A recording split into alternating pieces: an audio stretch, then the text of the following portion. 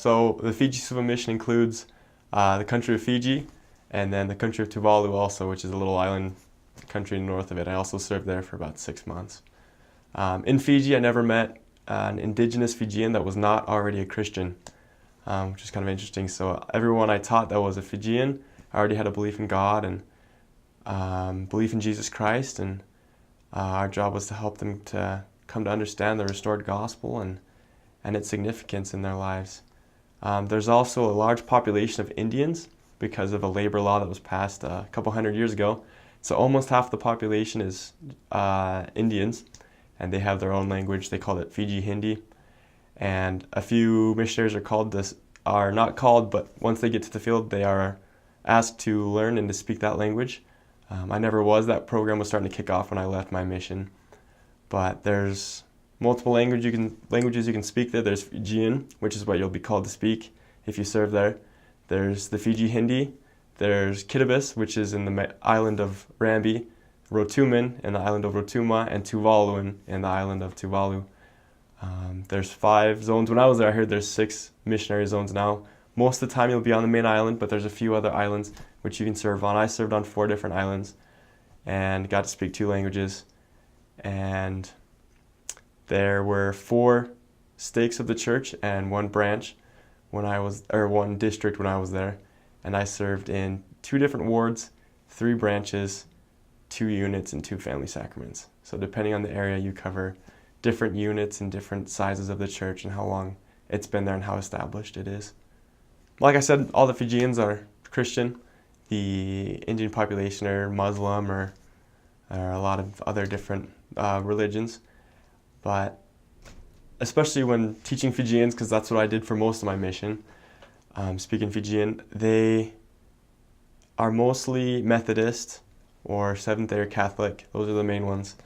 And the biggest concern we probably came up with was being baptized again. And with that, we always would address the priesthood and talk about why that was so important to have the authorities and keys of God back on the earth that were restored to Joseph Smith to be able to perform that ordinance, and helping them to understand that was one of our biggest challenges, because they were all happy to hear us. I hardly ever got turned away. They're always like, the door's always open, we're here to listen. But a lot of them would never progress. They're just like, you're men of God, you share a good message about Jesus Christ, and we're not going to turn that away. But most of them weren't going to act on it unless prompted to do so. That's why we have to invite, and they commit, we follow up, and you try to help them to understand. You teach clearly and let them know what that message is and help them understand how it's different. Because a lot of them would be like, the Word of God is good, but don't really want to change anything. So you teach the gospel in a way that helps them to understand it and come to feel and know it's true and that it's something different. I would just focus more on the people. I think for a lot of my mission, I was worried about the lessons and worried about what I was going to say and how I was going to be able to say it. But in reality, the most important thing is the people. You're there to teach them and to help them come unto Christ. And too worried, I was worrying about what I was going to do when I should just have been worrying about them. So I started my mission in July 2013. I started in Vatiamba in the Nausori stake. After that, I was called to serve in Seinganga, and at that time we covered Nangandoa and Nakaukaua and Bua. My 3rd area was Galeni and Taviuni. 4th area was Tuvalu, and my 5th area was Lautoka. And I finished August 15, 2015. Let's see here. So it varies wherever you go. There's the main city of Suva, which actually has about 250,000 people, last I heard. So a large percentage of the population lives there, but I have never actually served in Suva. In Fiji, there's a lot of different lifestyles. A lot of where I served, they were farmers and didn't have much money to their name, but they had land, which they had inherited, and they'd go out with their machetes and they'd especially be planting the starches. Their starch crops are kind of like potatoes. They have dalo and cassava and vundi and a couple other things that's super important to their diet. They eat starches, and then they have either fresh greens or fish or something to go along with it. But the starches is what fills you up, gives you energy. So to get around, the buses are super cheap. A lot of where I went, it would cost you 70 Fijian cents to either get to town or go somewhere, which is like 40 American cents. So it's really cheap. You get on, they're super old and rickety and loud, and they bang all over the place, and there's no windows. And so if it's raining, you pull down these tarps from the sides and try to like not get splashed by too much mud.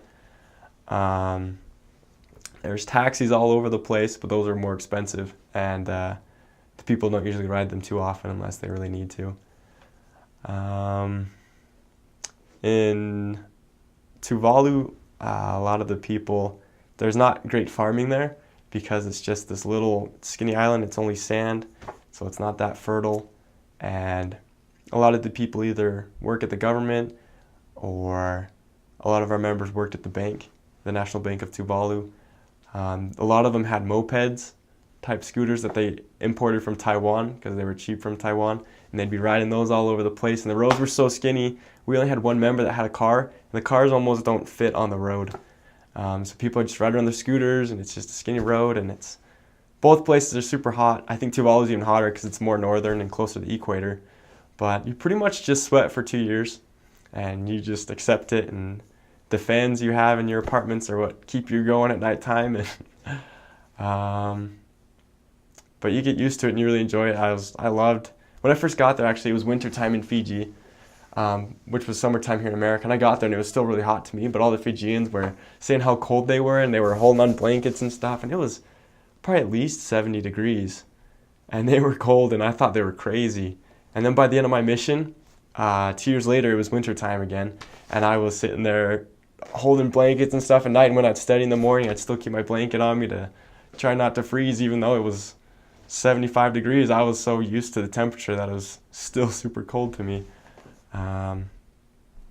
As elders, you wear skirts every day. They call it a sulavakatanga, and that's your dress. I didn't wear pants or socks for 2 years, and it was great. And some people think that's weird, but in the White Handbook it talks about professional conservative clothing is what you wear as missionaries, and that's what that is in Fiji. So a lot of the businessmen and stuff wear them every day, so you wear them every day. And if you ride a bike, good luck to you. I just had to wear bicycle shorts underneath if I did that because I flashed too many people, I think. So crime and safety. I remember my first night in Fiji. I was going out with a missionary, and he was still pretty young too. But we were walking in the streets of Suva, and it's pretty run down, and it was dark, and we were by ourselves on this road, and we're walking, and if I was in America and it looked like that scene and it was that late at night, I would have been scared for my life. And in Fiji, I asked my companion I was with, I was like, hey, is this safe? Because I didn't feel safe at the time. He's like, this isn't America, Elder Brower, like this is way safer than America. And I was shocked. It kind of took me back. And we were walking, and we see this Fijian guy, and he looks scary and kind of rough in the nighttime. And we see him, and he says hi to us, and we say hi back, and we keep walking, and every person we saw would say hi to us as we walked down the road at the nighttime. And I don't know, it's a different place, a different world, but I've never felt safer than I did in Fiji. My parents would email and say, are you okay, and stuff, and said I feel a lot safer here than I do at home. So that's really nice. The safety's really good there. Wildlife-wise, there's not a lot of big animals or big game like we might imagine. There's no monkeys or like giraffes or anything running around. There's a ton of frogs, a lot of geckos that will just be everywhere and are everywhere. There's mongoose. Mongoose have killed a lot of like the bird population, I've heard also. So there's not a ton of beautiful exotic birds because I guess a lot of them have been killed, and the frogs and all those are introduced also. So these introduced species have come in and killed a lot of what used to live in Fiji. The day-to-day life, depending on where you lived, it was really simple. And the men would go to work either on the farm or their day jobs. They would come home in the afternoon. A lot of them loved to play rugby in the evening. They would eat dinner together. They would hold their little lotu, or what they call their little church, in their house, where it's kind of like family home evening. So we'd imagine it in America as church members, where they'd get together and they'd either share a spiritual thought and have a prayer, and they'd go to sleep. And a lot of my areas didn't have electricity, so they'd be in bed by 7 or 8 in the evening, but they didn't have much money, they didn't have many materials, but they were happy. They had their family and they had God. They knew that everything was okay, and that's all they needed. So same in Tuvalu. They'd get up and go to work. They have Tuvalu, the biggest and widest part of land I heard is about 200 meters. Is the widest part of the island, and there's an airstrip there where the airplanes come in the evenings. A plane only comes in either 2 or 3 times a week, Tuesday, Thursday, and maybe Saturday. So all the rest of the week, the airstrip's used for playing volleyball, and people sleep on it. There's no fences there. It's just right in the middle of the island, and you can cross it all the time, and it's just, it's open and it's there, and you go to work, you play sports, you have your family, and you have God. That's all that matters. A little bit cultural difference just in their backgrounds, where they came from, and just the language difference too, because Tuvaluan's a lot closer to Samoan and Tongan than it is to Fijian. So both my companions there were Samoan, and they had a little background speaking language more similar to Tuvaluan, but just learning their way of life too. It's pretty similar, but just learn their language, and same story with both of them. If you learn the language, they love you, and you unlock the key of their hearts, and they're willing to listen to your message because you were willing to go there and willing to learn their language and where they come from. So they really appreciate that. So Methodist was the first church to go to both of them. Fiji's a lot more open and has a lot of other churches, but it was only recently in Tuvalu where another church was actually allowed. The Methodist church in Tuvalu is called the Ecclesia Tuvalu, which is the Christian Church of Tuvalu. And it's the Methodist sect, and they were the Church of Tuvalu. They are the Church of Tuvalu, and no other church was allowed. And just recently, other churches have been allowed to go to the main island, and other outer islands. There's 9 islands there, and as missionaries, if we had gone to another outer island, we would have gotten kicked right off because we weren't allowed to be there. We weren't allowed to proselyte there. So the Methodist Church is still incredibly strong in Tuvalu. The government and all of that is all intertwined with the Methodist Church. So it's a little bit harder in Tuvalu than it is in Fiji for the church. So I love how friendly they are. If you're walking on the road and it's just you and you see another Fijian that's walking the opposite direction, you'll always say something to them. Or they'll always say something to you, whether it be iyo or mbula or salakamanwango. They'll say something to you. They'll always recognize you. They'll always say hi to you. They'll always say goodbye to you. And they're welcoming. If you're walking in the village, it's culture to invite anybody that walks past you to come join you at dinner or at lunch or breakfast. So you're walking in the village in the morning, you'll walk past an open door, you'll be like, "Mai, munti," and you'll be like, "Unaka," and be like, "Mai, logo mai," and then you'll say, "No, I'm good," and they'll be like, "All right." But they'll always invite you to come eat with them, and even if they don't have anything, they'll try to find something to give you. They're just generous. They don't care about the temporal things in life so much. They don't care about money. They don't care about status or wealth. They just care about their families, and they care about God and about helping others out, and because they know that those are the things that really give them happiness. So I love that. I love how humble they are. They're just willing to learn and to love. I never met a Fijian that didn't love you instantly, and I don't know, the love just grows and grows. Every time I got transferred, I cried. I didn't want to leave the people. They're just so nice and willing to help you out. I don't know. I've just never met a people that were so kind and generous and wanting to do what's right. Learning Fijian was pretty tough for me, but it's fun because I've kind of come full loop because now I'm a teacher of Fijian at the MTC.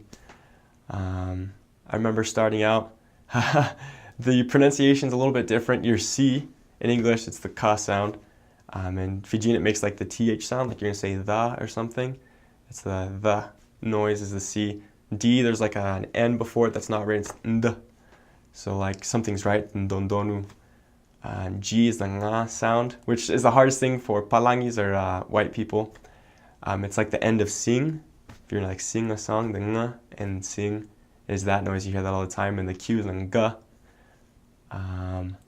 There's just a little bit different pronunciation, but the vowels are a, e, I, o, u. Same with all the Polynesian languages. You just have your a, e, I, o, u. So that's nice. You combine them. A, u is au. You combine vowels and just make it. It sounds really pretty, I think. There's a ton of dialects too. There's over 200 dialects in Fijian. Every village has their own dialect, and every province kind of has their own dialect going on. So some are really similar to the main one, which is Vosavan Bau, is the main dialect. It's what we teach at the MTC. It's what almost all Fijians can understand and speak, Vosavan Bau. And then to their own different places, they will have their own dialect also. And if you're able to pick up the dialect, then you are even more popular with them. They are even more ready to listen to what you have to say because of the time you're taking to learn it.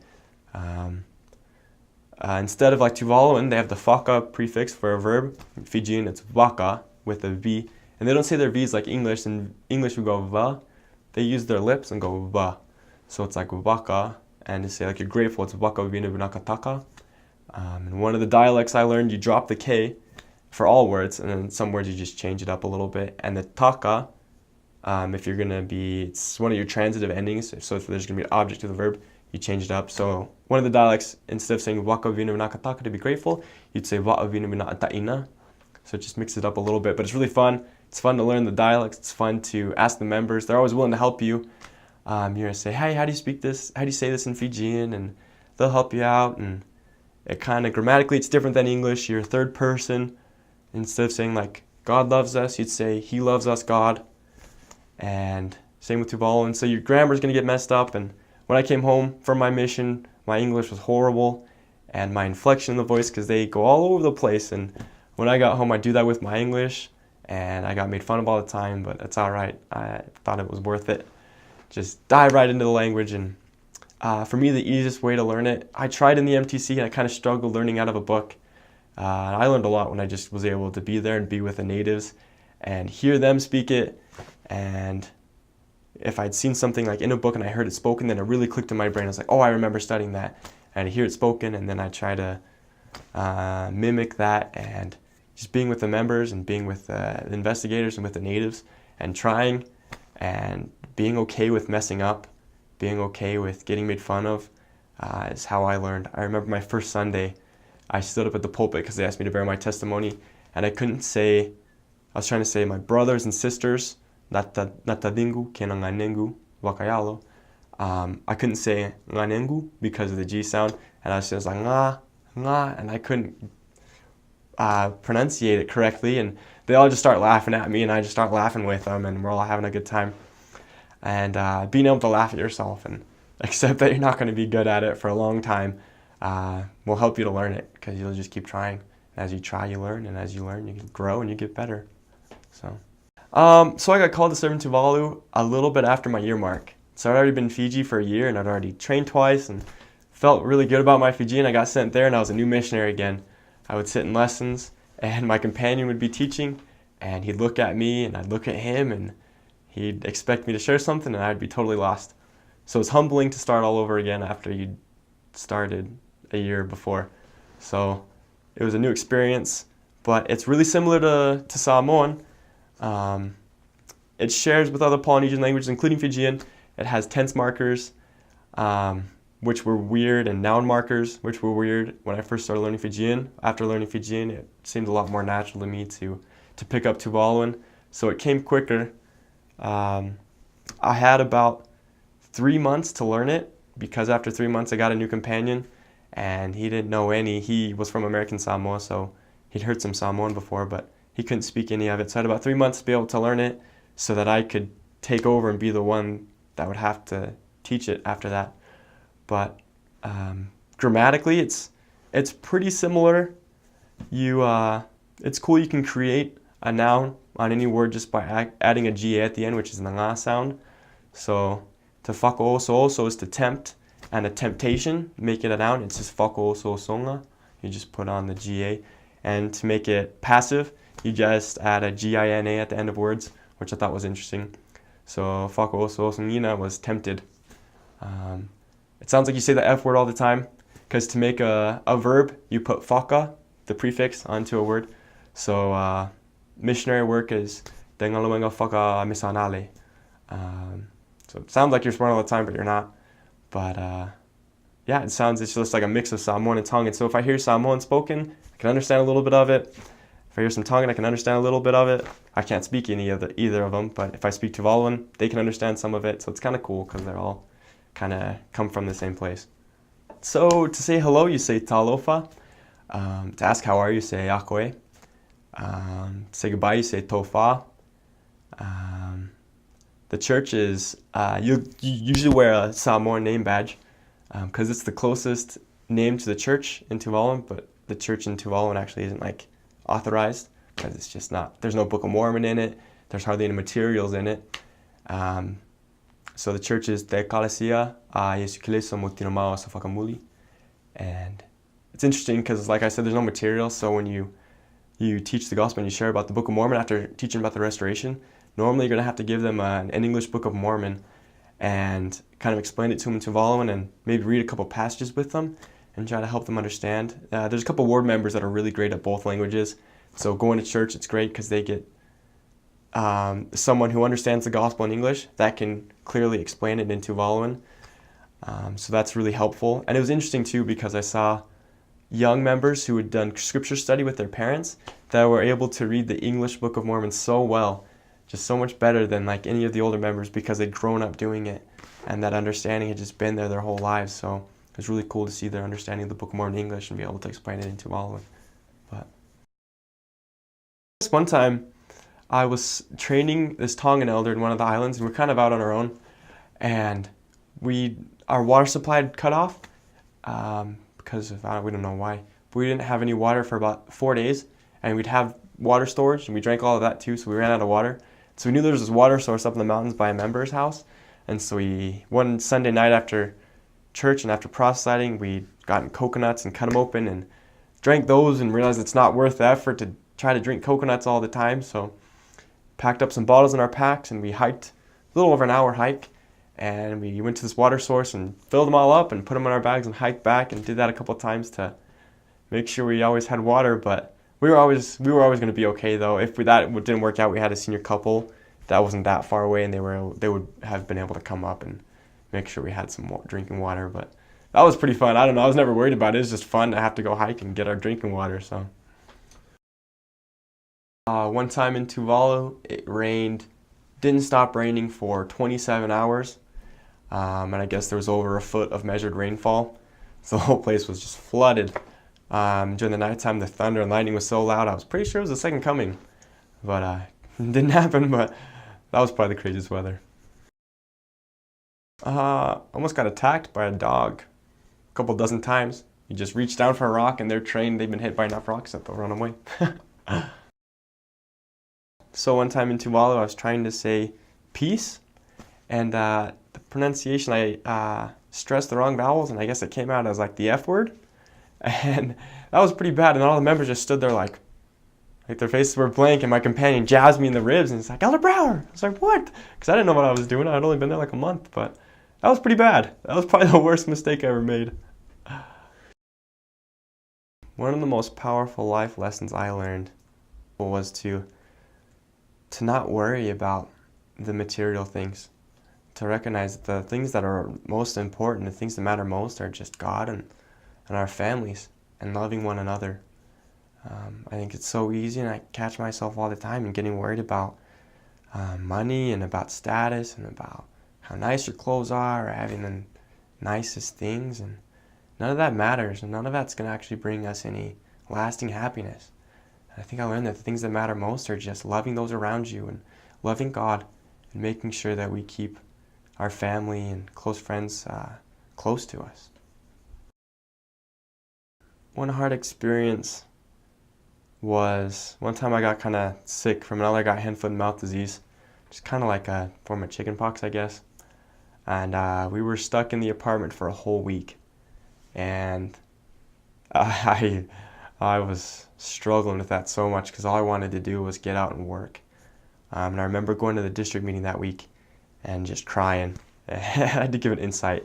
I just cried and talked about how sad I was, but I remember I found peace in my patriarchal blessing, saying that there will be missionary work to do at home. There's always missionary work to do. And I found peace knowing that the joy I felt sharing the gospel doesn't have to stay within just those 2 years, but we can always share it.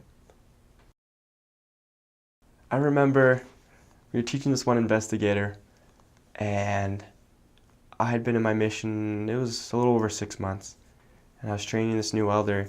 So I hadn't been there that long. My Fijian wasn't like that great, and he didn't know any Fijian.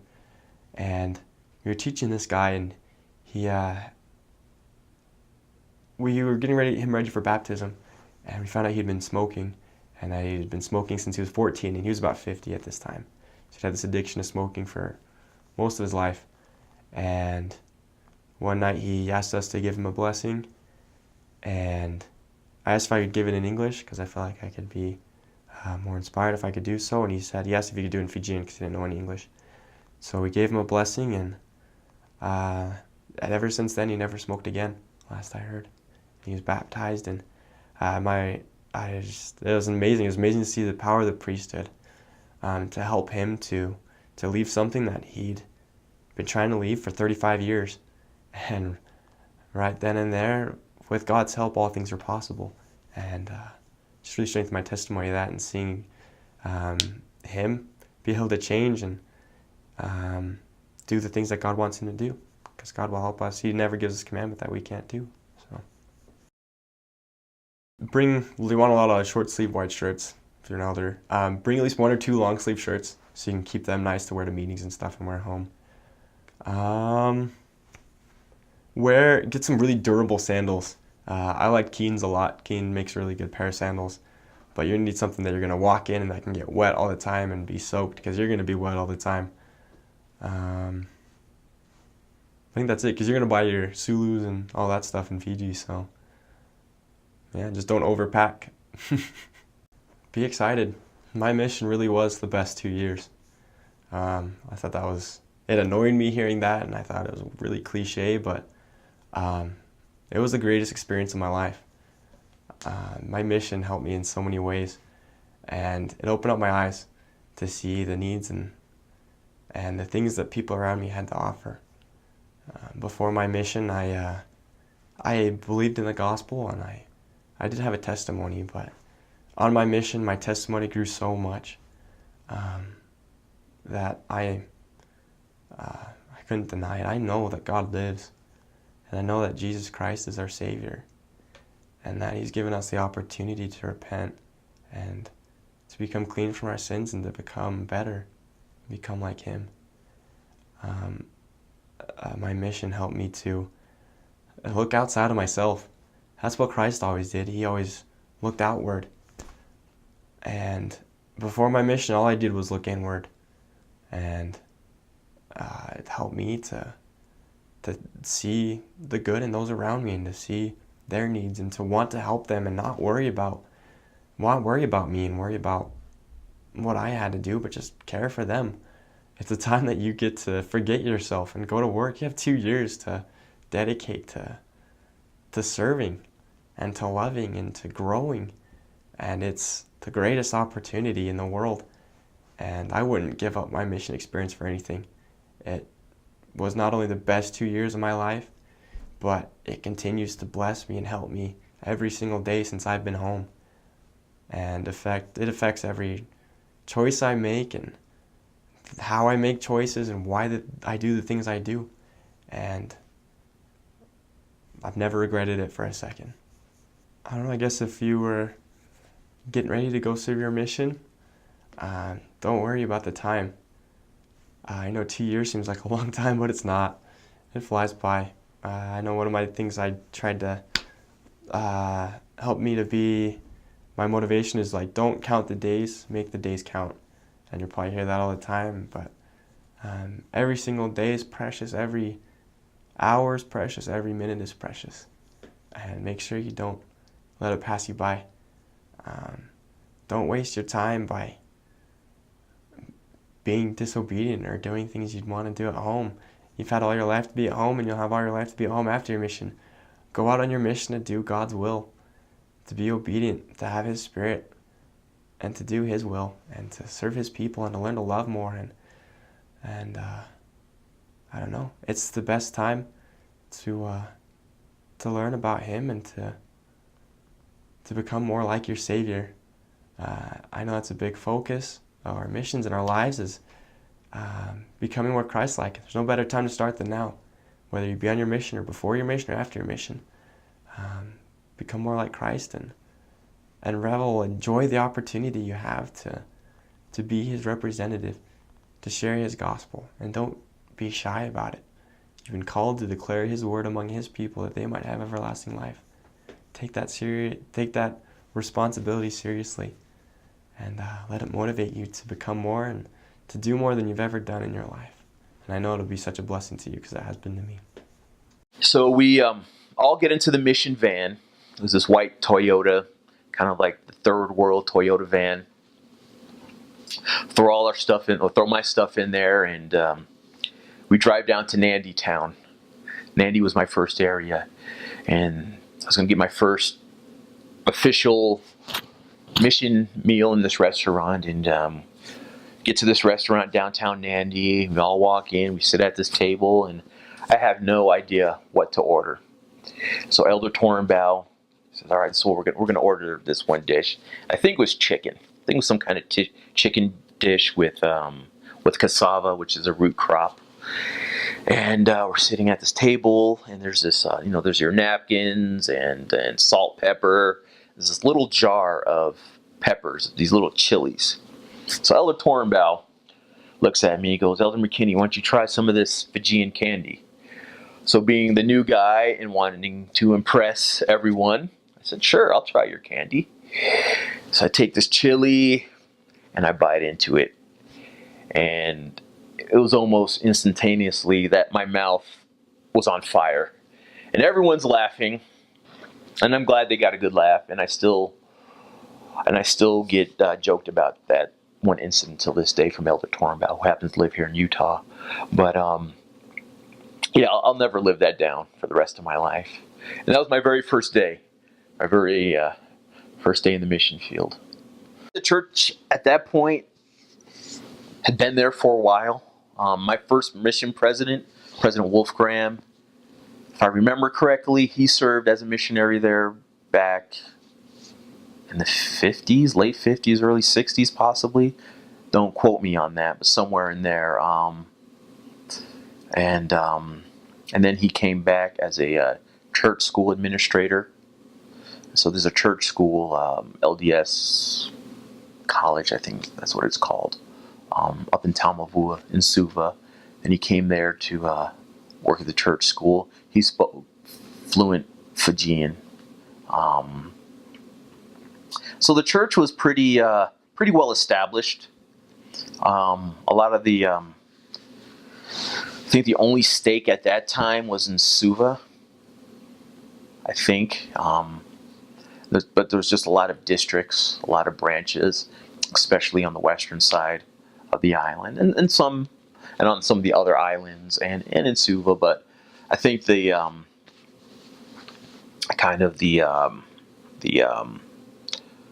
strength of the church was just right there in Suva,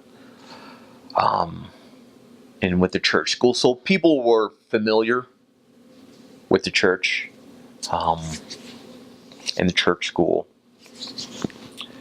So really trying to introduce someone to the gospel, they already kind of knew about the church.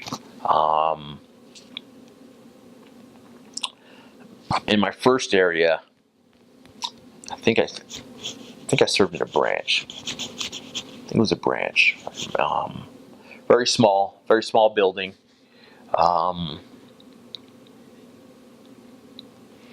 And as missionaries, there's a lot of time that you're kind of the focus of things, of teaching lessons, and a lot kind of gets put on your plate on Sundays. And, not in every ward or branch or whatnot, but in some. We'd find ourselves blessing the sacrament a whole lot, which was common, good practice. Something I always enjoyed doing. Let's see. But in Suva's side, there's lots of wards, plenty of wards. Like I said, the church was really established right there. So in '94, there was no temple. There was no temple in Fiji yet. I think members would have to they'd either fly to Tonga or go to New Zealand, I think. But I don't think the temple was. See, I left in '96. I think they finally built the temple maybe like 4 or 5 years after I left, which really shows growth of the church in the area. And I was really happy to find out that there was a temple there, because that showed me that all that hard work paid off. Maybe at the time I was serving, I didn't see it right away, but when you finally hear that a temple is being built, that shows you that your work has really that's really one sign that you did some good work. Now members can enjoy those blessings and don't have to spend all that money flying to a whole nother country to get their endowments and to do all the other things, all the other temple ordinances and whatnot. But I would say that the church it's really strong. There's no doubt in my mind that the church is strong and that the members are awesome. They love the gospel just as much as anyone else does around the world. They hold it near and dear to their hearts. There's families there that are generational in the church. People are very friendly, and that's one thing that for me, coming from Connecticut, growing up an hour outside of New York City, where people are can be uppity and not as friendly. There were many times that we were walking down the road on a hot day, and we happened to walk past the house, and we might hear someone would call us in. "Hey, brother, come in," because he calls brothers a lot. "Hey, brother, come here, come in. It's hot. Come and get some water or some kind of cold drink." And so we'd go into this individual's house, and we would use that time to introduce ourselves and what we're doing here. And then hopefully we can get a first discussion and set a follow-up appointment. So tracting, I don't even know if they still do tracting nowadays, but when I served in Sacramento on my visa delay, we did a ton of tracting, ton of door knocking. And to be honest, I hated it. It was the worst. That was the worst thing ever, knocking on doors and not having any success. But in Fiji, we never had to knock on any doors, because people would pretty much invite you into their homes. Now, not every time we got invited to a home did it lead to more discussions or even baptism, but at least it planted the seed for down the road, and we could leave a Book of Mormon behind, and hopefully they would read it, and it would do something to them, but it's a great country. You will have fun. You will love it. You will love every minute of it. There might be there will be some challenging times, for sure, but the good times will outweigh those challenging times, for sure. You will probably smile every day of your mission, for sure. And when it's time for you to come home, you will not want to come home. You'll do everything in your power to stay behind, but you'll have to leave eventually. I'm sure every missionary feels that about his mission. It's very hot. Being so close to the equator and out in the Pacific Ocean, it is very humid. Growing up on the East Coast, I thought I knew what humidity was until I got to Fiji, and it took it to a whole nother level. And to be honest, I was quite miserable for the first few weeks to a month until I got used to it. My first area was on the western side of Viti Levu, which is the main island. I served in Nandi, and on the western side, it was really hot, really hot. More of a dry heat.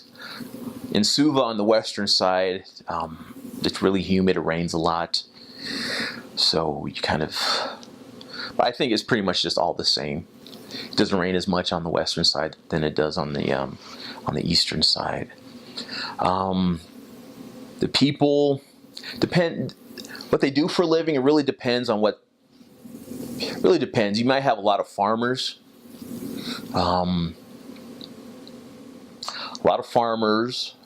Or you could have people that work in banks, or school teachers, truck drivers. You might run a shop. Really not a whole lot different than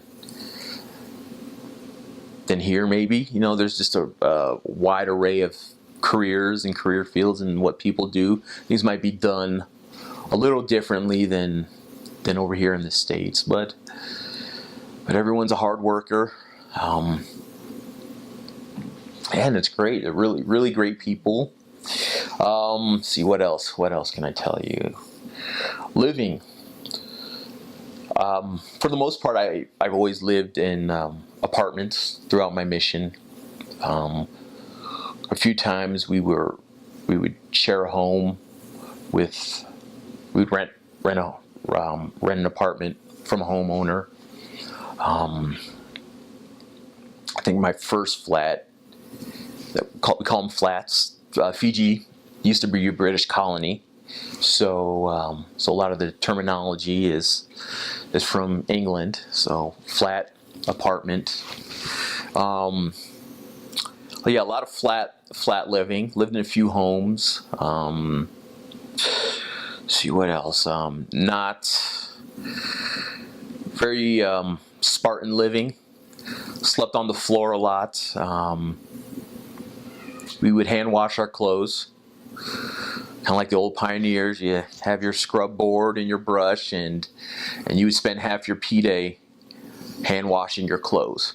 But the good thing about it, especially on the western side, your clothes would dry within an hour. And so that was kind of nice, but a lot of hand washing, old school scrubbing. Then you would kind of go through your shirts real quickly because it's not kind on your clothes. See what else? The people are awesome. If there's one thing about Fiji that I can relay to all of you, it's that the people are. I think, and every missionary will say this about their mission, that their people are the best, and I think Fijians are the best of the best. I always felt like I was home.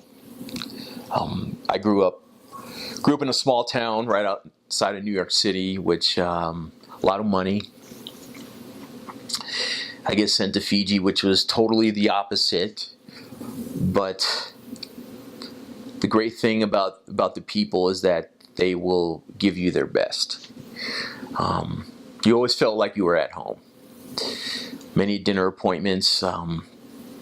Even Monday through whatever day, the family may not be eating the best, but if the elders came, they were always giving you the best that they could give you, which was very humbling coming from where I came from, and I wasn't used to that.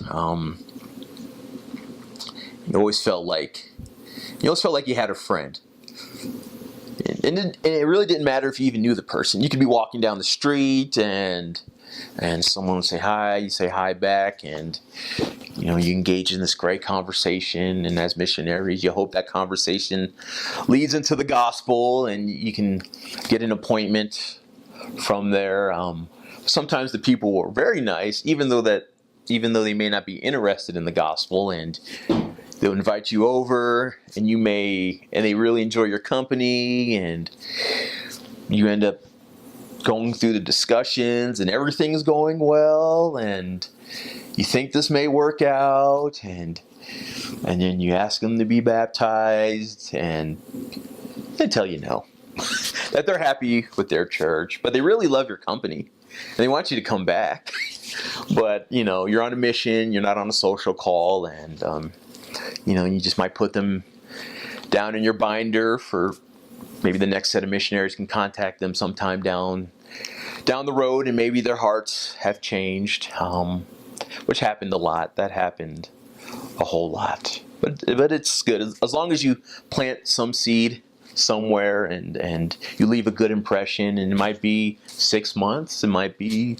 a year down the road, and they can call back on that memory, the first missionaries that they met, and maybe at that time in their life they're down the road that their heart's ready to accept the gospel. And so you may not have a whole lot of success during that initial meeting, but hopefully you plant a seed that can grow sometime down the road. People are very friendly, and that's one thing that for me, coming from Connecticut, growing up an hour outside of New York City, where people are can be uppity and not as friendly. There were many times that we were walking down the road on a hot day, and we happened to walk past the house, and we might hear someone would call us in. "Hey, brother, come in," because he'd call us brothers a lot. "Hey, brother, come here, come in. It's hot. Come and get some water or some kind of cold drink." And so we'd go into this individual's house, and we would use that time to introduce ourselves and what we're doing here, and then hopefully we can get a first discussion and set a follow-up appointment. So tracting, I don't even know if they still do tracting nowadays, but when I served in Sacramento on my visa delay, we did a ton of tracting, ton of door knocking, and to be honest, I hated it. It was the worst. That was the worst thing ever, knocking on doors and not having any success. But in Fiji, we never had to knock on any doors because people would pretty much invite you into their homes. Now, not every time we got invited to a home did it lead to more discussions or even baptism, but at least it planted the seed for down the road, and we could leave a Book of Mormon behind, and hopefully they would, they would read it, and it would, do something to them,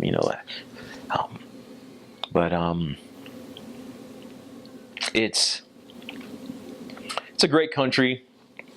You will have fun. You will love it. You will love every minute of it.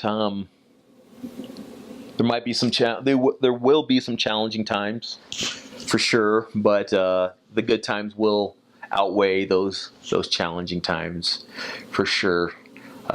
You will probably smile every day of your mission, for sure. And when it's time for you to come home, you will not want to come home. You'll do everything in your power to stay behind, but you'll have to leave eventually. I'm sure every missionary feels that about his mission. The food in Fiji, it's a whole lot different than what I was used to. A whole lot of root crop, whether it's cassava or dalo, both root crops, like a potato, very starchy. Chicken, fish, beef. I ate a lot of chop suey. I like chop suey. Oh, and something else I forgot. There's also a large Indian population in Fiji. So you'll get a lot of curry, which I love curry too. And I haven't found a good curry since I've been home, and that's been a long time. So lots of Indian dishes along with the native Fijian dishes. So I gained a lot of weight on my mission, I will admit that, and I couldn't fit back into my suit coming home. So I never worried about starving. Yeah, a lot of really flavorful food. I also loved the earth oven, the Lovo. It's where they dig a pit and put rocks, start a fire, put rocks in there, wrap the food up in palm tree leaves, put it back on the hot rocks, you cover the food, you wait a couple hours, you unearth it, and you eat it, and it's some of the best tasting food known to mankind. Way better than In-N-Out. It's awesome. see what else. Yeah, the food's great. Just when you're there, just keep your mind open. That's my number one advice. Just keep your mind open, and you will enjoy it. I guarantee you'll enjoy the food, and when you come home, you will miss the food. I still miss it, and it's been a long time. So lots of root crop, lots of chicken, beef, fish. You can't find pizza over there. There is a McDonald's in Nandi Town. So if you're really craving your Big Mac or whatever, and you're in Nandi, you can go to the McDonald's there. Yeah, and there's pizza and McDonald's. What else? Yeah, so the food isn't bad. So you'll be all right. You'll survive. It's quite common for everyone sits on the floor. Very common. You might have a majority of your meals sitting on the floor. Your discussions will be taught while you're sitting on the floor. So if I was to come into a room and everyone's sitting on the floor, I need to get as low as possible, because I don't want to be standing over anyone or perceived as looking down on anyone. So if I come into a room and I see that there's a spot to sit on the opposite side of the room, I'm going to come in and I'm going to bend over, hunch over, try to get my head as low as possible to someone sitting on the floor, and I'm going to say chulo, which is excuse me. So I'm going to say, and if there's happen to be 10 people between me and that one spot on the other side of the room, I'm going to say, excuse me, until I get to that one spot. And then sit down and fold my legs, Indian style, cross my legs and sit down. So it's just chulo. Excuse me. Another thing is you don't touch anyone on the top of their head. So it might be customary here you see a little kid and you pat them on the head. Over there, don't touch anyone on the head. You're not going to pat anyone on the head. So respect is very key. You don't want to disrespect anyone. You want to be coming into a home, be as humble as possible. If it's mealtime and there's something that you may not be fond of for whatever reason, do your best to set your pride aside and your taste buds and eat what they offer you, because this might be the best that they have. And so kind of put your pride aside and for me, it was fish. I wasn't a huge fan of fish. But in Fiji, fish is a regular part of the diet.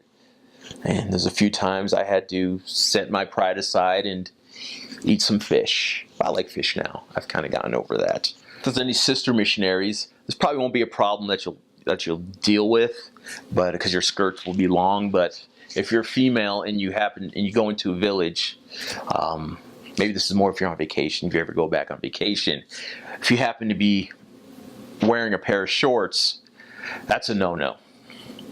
Make sure you have a long skirt that you can cover up. So if you, for instance, if you're on a P day and you're going to go, you might go into a village or a service project or whatever, just make sure you have just a long skirt to cover your legs all the way down to your ankles.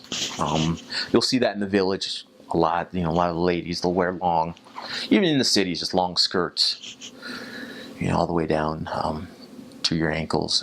Rugby is huge. That's pretty much like a holiday too. Rugby it's big. So we have American football, basketball. Over there, it is rugby. So when I was on, it was 95. It was a 95 World Cup, and trying to teach a discussion during the Rugby World Cup, it was it was difficult. Every home that had a TV you'd go into, it was pretty hard to teach a discussion just because the rugby was on. And rugby is the national pastime. And but it's a great sport, and you might play it a whole lot on P Day, which it's a fun game. You have to deal with that a lot, but it's a good thing. For the most part, I would say Fiji is very safe. Never once was I ever stuck up or robbed or anything like that. But one thing that you will see over there is a lot of the homes, the private homes, they're fenced off. And they'll have a regular chain link fence. And then right at the top, there will be barbed wire. A lot of the homes, and those gates will be locked. A lot of the homes will have bars over the windows because there is robberies do happen. Homes do get broken into. When I was serving in Lautoka, which is a city on the western side of the island, just right north of Nandi,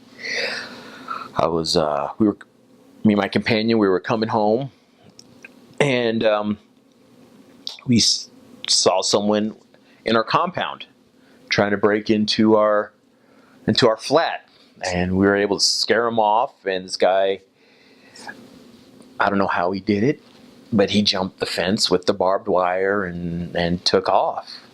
There was another time in Lautoka also, we were proselyting, we're out, and someone had got robbed. I can't remember if it was a member or whatnot, but someone got robbed, and me and my companion, we don't do this, but we ran after the guy. We ran after him, and we lost track of him. We don't know what happened. He took a left, and we went right. But for the most part, the country is safe. Even when you're out in the middle of the sugarcane patch on a dirt road, you'll be safe. There might be a pack of wild dogs that might be roaming, which is, during my time, it was common. A pack of wild dogs, which is very scary. But but it's safe. It's safe. In the city, it's safe. In the country, it's safe. I would say in your flats, just make sure you lock everything up. If you can't lock your doors, if you have any kind of cabinets, put your personal belongings. Make sure you lock them up. If you have your nice fancy shoes that you brought from America, I would suggest you don't bring them. Or if you have some real nice sneakers, don't bring your Air Jordans. Don't, because a possibility that they might walk off, like anywhere else. Let me see. That's really it about crime and safety. You'll be safe. You really will be safe. Don't worry. You won't need a nightstick or anything, or mace or stun gun. You'll be fine. You'll be fine.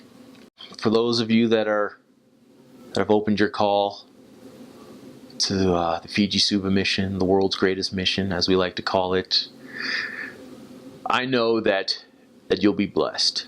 I know you may be a little nervous, and that's expected. But I know when you finally step foot in Fiji that you'll know that you're in the right place. And even if you're a little unsure right now, just know that you're going to the right place. Know that you're meant to serve in Fiji. Know that you will be successful. And know that there's someone who's waiting for you. Someone's prepared to hear your message from you and from no one else but you. Believe that with all your heart. I believe that. I know that I've had that experience. I know that I found those people that were meant to be found, that were meant to hear my testimony. You know that you'll have hard days. You'll have a lot of hard days. And not every day is going to be rosy. But when the time does get tough, because it will, make sure you get on your knees and you pray. Make sure you open up your scriptures. And make sure make sure you write to your mission president when those opportunities come. I don't know if they still do that, but make sure when you're writing your letters to your president, to your mission president each week, make sure you do that. Make sure you write down your concerns. Make sure you write down your high points and your low points. Make sure you let him know how you're feeling. Not every companionship that you're going to be in is going to be wonderful. That's the great thing about being a missionary. You learn how to work with people. You learn how to deal with people, and that's a skill that you'll use for the rest of your life. But when those times do get tough with your companion, realize that you're both in the same spot. Realize that you're both trying to accomplish the same goal, that you're both working for the same master, our Savior Jesus Christ. And there are going to be those times you're going to need to put your differences aside and have that same goal, which is finding those souls that are ready to hear the gospel. And once you guys come together as one, then I guarantee that your work will flourish, that you guys or gals, you'll be on fire, and you'll find those people that are waiting to hear your message. I guarantee it. And just make sure you keep your mind and your heart open. Love the people. Love them like no other. When you're there, it's about the people. It's not about you. It's about the people. You're there to serve the people, whether you're teaching a discussion, whether you're doing a service project. It's about the people. And remember who you represent all the time. Remember whose name is on your chest. It's the Savior's name. That's who you represent. So as you're walking down the street, you're a representative of our Lord and Savior Jesus Christ. And whatever actions you may do, if you're goofing around, people are going to see that. And then they're going to question, are these two missionaries really ambassadors for the Savior, or are they just two kids goofing around? And there's a time and place for everything. And while you're serving your mission, it's the Lord's time. Make sure you do His work first and foremost. Keep your minds open. Really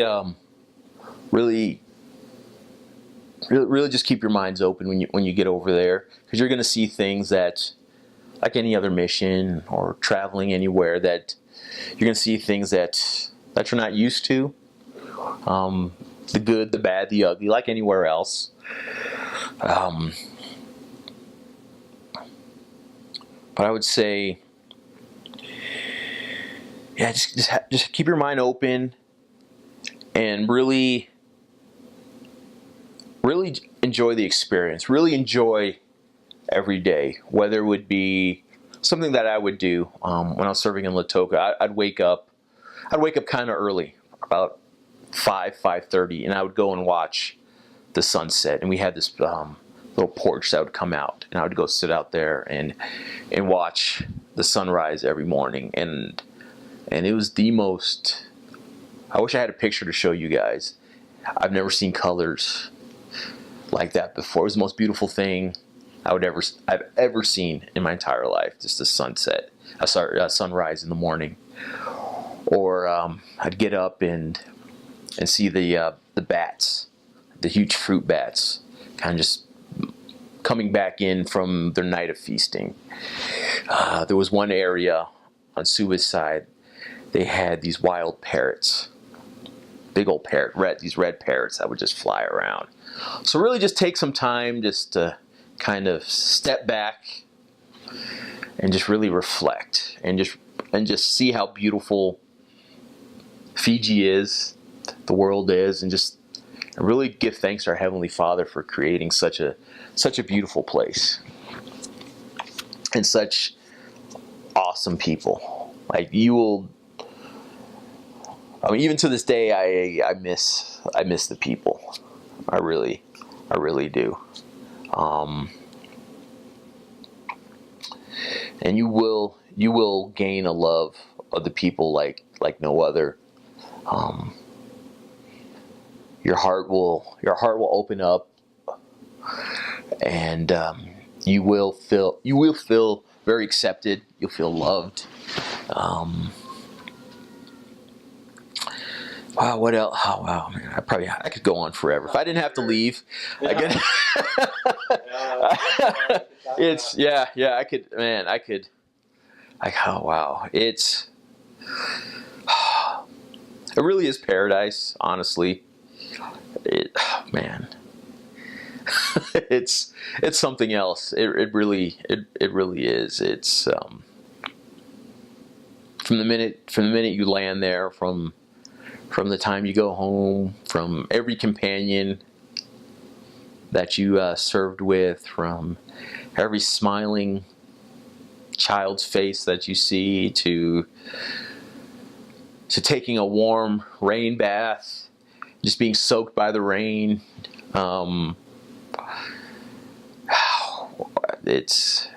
You'll love it, and there's no doubt in my mind that you will absolutely love your time there.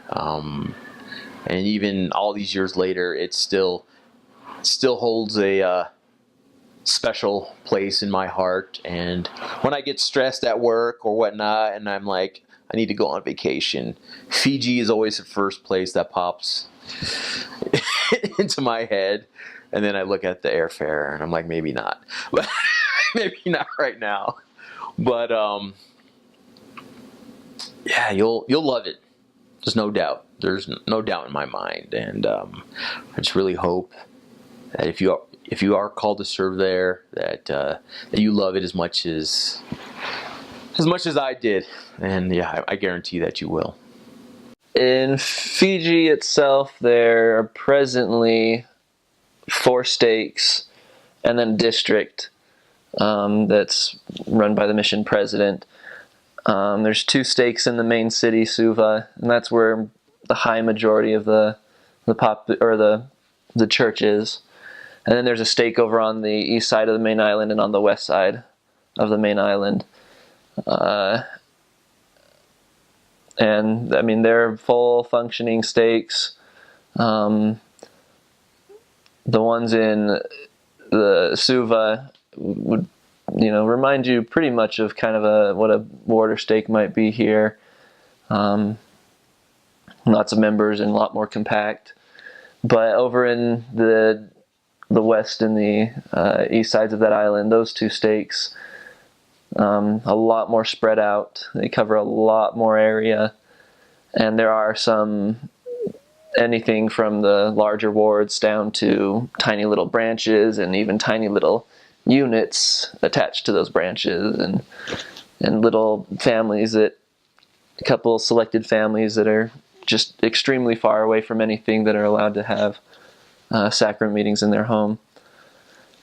And so it's really fun. Within, like, my last area, it was a stake, and we ourselves worked in a ward. Well, there were a couple missionaries in that ward, and then me and my companion served specifically 2 units, and then we actually established a 3rd one. And so 3 just small little groups of people clear up in the mountain in the middle of what seemed like nowhere. I mean, about as tropical, jungle, exotic as you can get. And we would go up there and have church with them, and So you get a lot of good variety from the large wards down to the tiniest of units in the middle of nowhere. And then the district covers more of the outside islands, such as Vanuatu. It's the second big island, and there's just a couple other small islands that have missionaries on them. And that's run by the mission president himself. As far as languages and cultures go, Fiji's really, really exciting because about half the population is the native Fijian people, and then the other half is Indians who were brought from India way back when British controlled Fiji, and they were brought as indentured servants to do sugar caning and all kinds of stuff. And to this day, a lot of them are still in the sugar cane industry. And if you get up to the west or the North Island, tons of sugarcane fields everywhere. And so you get a lot of fun, interesting culture mixes where most of the native Fijian people are Christian, majority Methodist, but still very large Catholic, and small Baptist, a few Jehovah's Witness, Seventh-day is pretty big. There's the wide variety of Christian religions in the native Fijian people, and then majority of the Indians still follow Hinduism, but there's a fair portion of them that have converted to Christianity as well, and a really good chunk of the church is an Indian population. And so you get a lot of fun varieties of cultures. You get the native Fijian food as well as some fun curries and Indian spiced up foods. But even still, in addition to that, our mission has 3 islands in particular that are way outside the standard Fijian culture. We cover Rambi, which is right next to the Fiji Islands, and it's kind of really weird because randomly that one island is Gilbertese speaking, and most of the people there originate from the Kiribati Islands. And so that's just like kind of random, but there are 2 elders that they get sent there, and when they're sent there, they'll be called to learn Gilbertese and speak that language. And then there's also Rotuma. It's a little bit further off from the main group of the Fiji Islands. That's its own complete culture. I know it's not Polynesian or Melanesian. It's just its own culture. It's a tiny little island. And there's 2 elders there where the senior companion is the branch president there. And they'll be called to learn Rotuman once they're sent there. And then there's also Tuvalu, which is even further out there, and that's its own country completely. And the missionaries, once they're sent there, are called to speak Tuvaluan, and so those are fun. I never served in any of those 3 islands, but I knew a lot of ones that did, and it was really impressive how much of yet another language they could learn in maybe 4 to 6 months, depending on how long they were there. But as for the majority, you're called to speak Fijian, and you'll spend about half your time speaking Fijian and maybe about half your time speaking English with the Indian population or other populations. And I think just while I was in Fiji myself, our mission president officially called the first Hindi-speaking elders, who most of the time were native Indians, and so they already knew the language, but they were actually called to speak that language and teach the Indian people. And there have been a couple elders that were selected to learn it, and so it was really cool to see that start during my mission, and I'm sure it'll grow, and there's probably a couple more areas open now that are Indian speaking or Hindi speaking. Like within the city, particularly Suva, if you're on the south end or the east end of the island, typically you get a lot more rain there, like much more heavy rain there. and then you get a lot more sun and just direct heat in the north and the west part. So Suva itself is on the south end, and Nausori, the other larger town area there, they get quite a bit of rain. And during the wet season, what would be like December, like November through April or so is like the wetter season.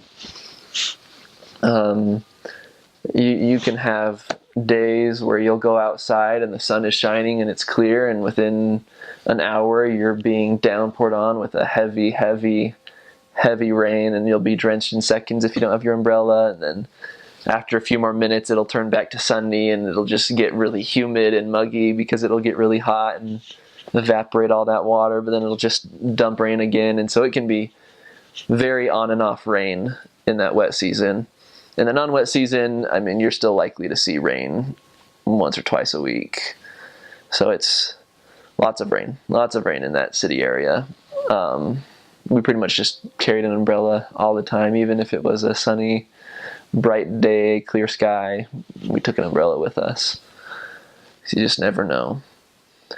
So weather was pretty fun like that. As far as in the city goes, I'm pretty sure mostly just the zone leaders and the assistants there have vehicles that they can drive. The rest are all walking or taking buses. The buses there, they're getting nicer and nicer, but there's still some of the buses that are just kind of a rugged bus, no windows, just like open sides, and you take those to get around your area. There also are taxis. They're pricier, and we normally only use those in emergencies where we really have to get back, otherwise we're going to be late, or if we're in a rush to get somewhere. And I don't know. I don't think they'd be as scary as any New York taxi or anything. So some drivers might be a little more scary to drive with, but that'd be the most transportation in that area. Pretty much just walking and buses and taxis. Housing in the towns, most of the time you have most of the buildings are cement. They're like large cement structures that'll have, one or two, maybe three separate flats in them. That there'll be like the one owner that'll live in one of them and then rent out the other ones, and that's the most common housing situation in the towns, I think. Some of the ones in the main town can be really nice, some okay. I'm pretty sure most of the flats now have heated water in them for showers. It's like in a separate electric unit they have to install in each shower. But the Mission, I think, put the effort into getting those in most flats. So that's like the general housing in the cities. That's the most part. Within the main cities too, though, there's a lot of areas that we kind of call them like squatter settlements, which are really just like they're the poorest of the poor. They find whatever scrap metal and wood they can, and they build pretty makeshift homes, and they will fight for any job that they can to just keep afloat. In the main town areas, there's a lot of jobs, but a lot of the poor people will sometimes be hunting for jobs a lot, or doing cheaper labor stuff.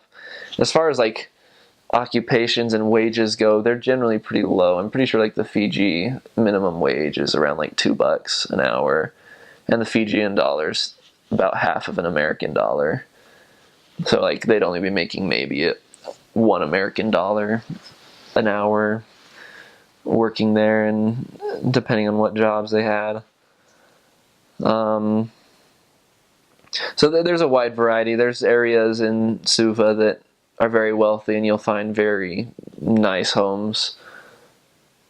And those would be like a lot of the time, like the wealthier business owners there in Fiji, or people from like Australia or New Zealand that are living here.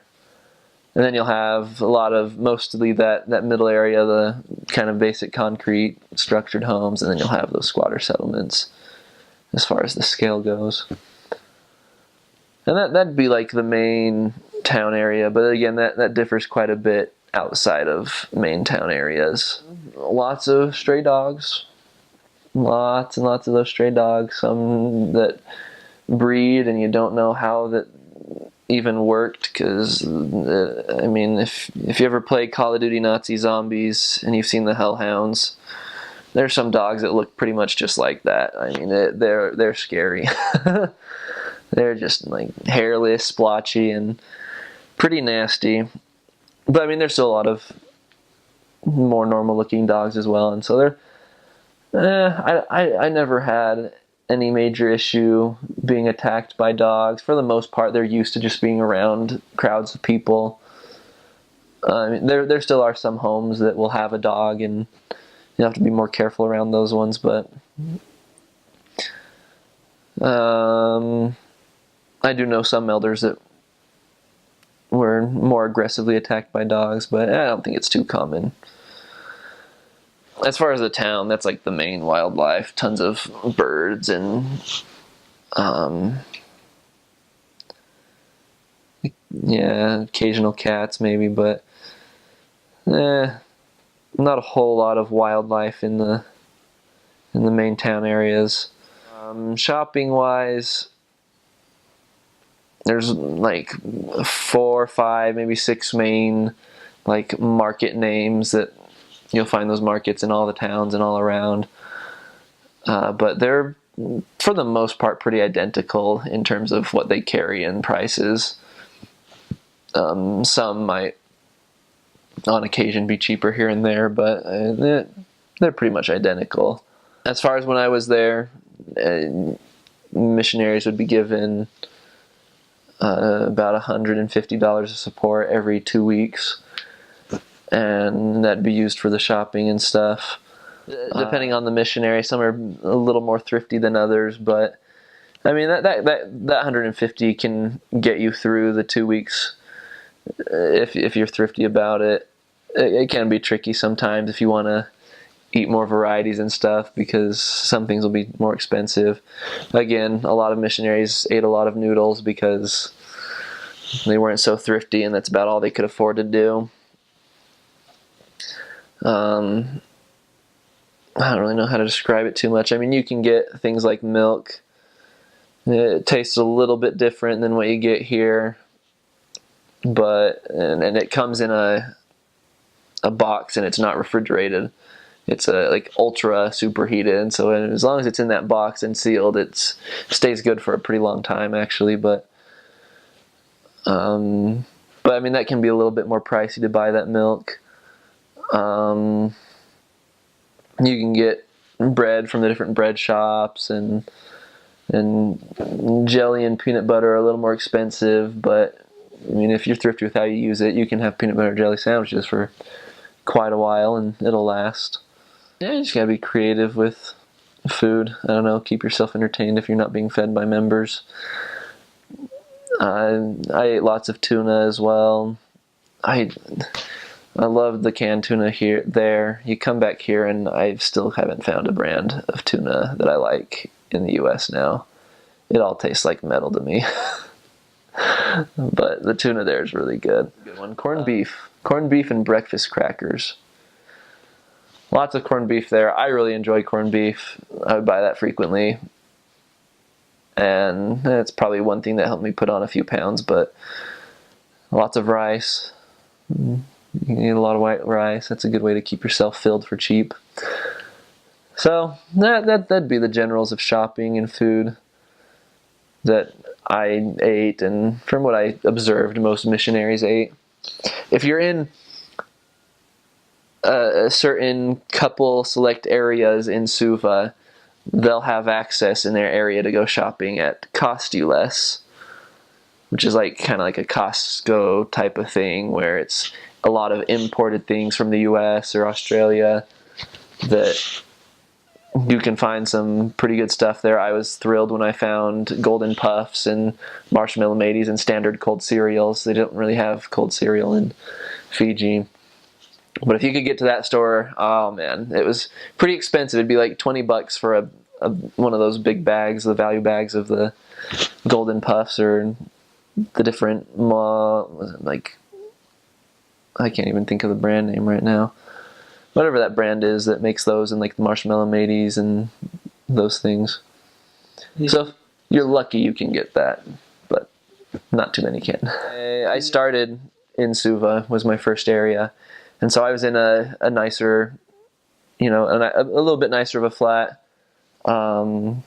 We were a flat tied to our landlord was a member family, and they were in our ward, and so that was really nice. And so, yeah, being in the city and serving in the city is very different than serving outside of the towns or cities. But then, like, my second area, I went to a more farming area that was all had a lot of the Indian cane farms and things like that, but also had several villages around, and so we had a branch there. And so it was smaller and it was very different, and we had to do a lot more biking and a lot more widespread moving as opposed to the city area. Then my third area, I was living in like a smaller town area, but our area that we would mostly work in was up away in just a farming area, and it was a little more open and distant from modernized society, I guess. And then I also had the chance, I was a district leader there and got to do several exchanges with other areas in that district, which were just as out there as could be, clear out in the bush.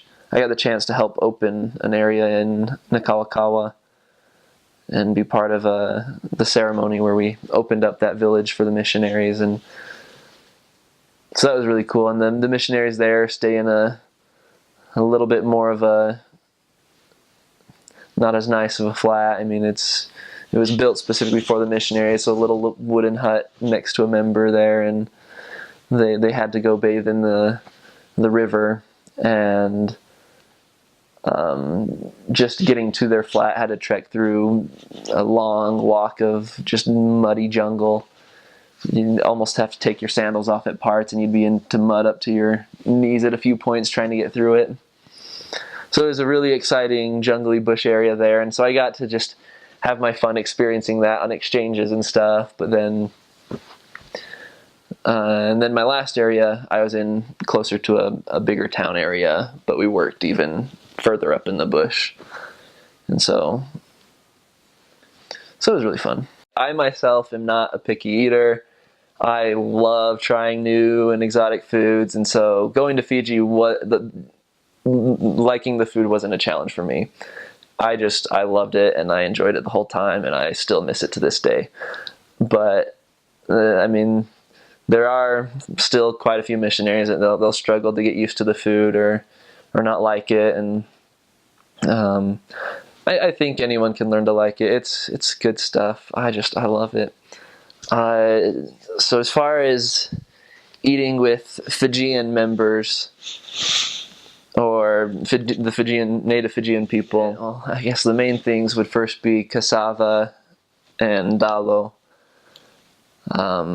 Or let's see, dalo is the Fijian word, taro's I think the more known word for that in English, and cassava is the English word that I know of, but in Fijian known as tapioca.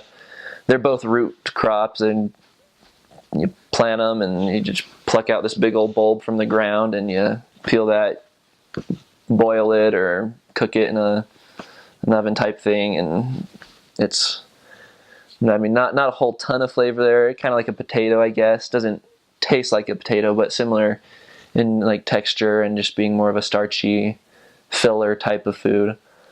But I love it. I think it's really good, and you'll pretty much have one of those with just about every meal you have with a Fijian. Some possible alternatives are also like breadfruit or a couple other root crop type things, but all pretty similar. But then that's normally just what you eat with whatever your main thing is. I'm pretty sure any RM that hears this is first going to think roro. Roro is the leaf of the dalo plant, and it's cooked up and kind of boiled in a little bit of water most commonly, I think. And if you just have it plain straight like that, kind of comparable, I guess, to a cooked spinach, but if it's cooked all the way, it's really good. If it's not quite cooked thoroughly, though, it's pretty rough to eat because it is actually really itchy and irritating when you swallow it, and your mouth will just be scratchy and your throat will feel scratchy, and it's pretty miserable if it's not cooked all the way, which happens a little more often than you might think, but I'd still say most of the time it was pretty good for me. And then fish, lots of good fish, just if you're on the coast, a lot of good ocean fish, or if you're up in the interior of the islands, a lot of good fish from their rivers. And a lot of the time, I think my favorite is just cooked in coconut milk. They'll scrape out a coconut and make the milk and just pretty much just boil it right in that, and it's so good. That's one item I learned how to make, and I've made it a couple times since being home. We're just cooking coconut milk with a little bit of salt and a little bit of a moly, type of like lemon lime fruit added in with that, and it is good. It is just delicious. So those are the most common typical Fijian food items.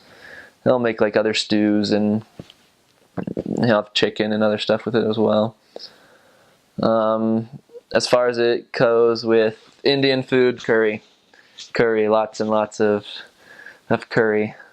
And again, a lot of missionaries get pretty sick of it, but I loved it the whole time and I miss it.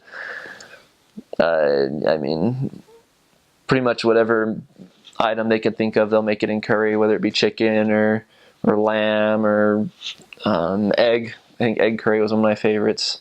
You didn't have to worry about the bones.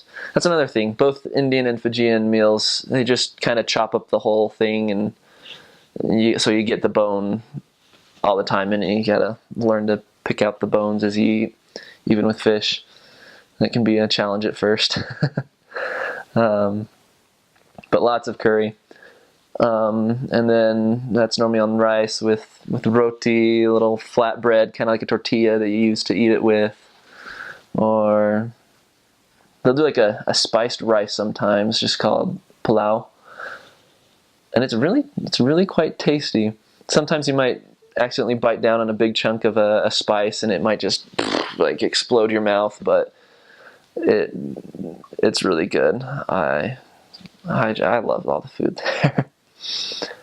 As far as customs go, I mean, you eat with your hands in most meals. Wash them off in a little bit of a bowl or maybe in a sink, but you'll eat with your bare hands a lot. And it's kind of weird at first, but I really grew to enjoy eating with my hands. And everyone there will tell you it tastes better when you eat with your hands. If you eat with a spoon or a fork, it just doesn't taste as good. So that's what they very strongly believe, and I don't know if I know too much a difference between the two, but they taste similar. So I'd say that's the general food. As far as what most missionaries themselves eat in their flats, most common meal's chow. It's just like a ramen noodle type of thing. It's a pretty heavy staple in the missionary diet when they make their own food. But it's a really, I love them.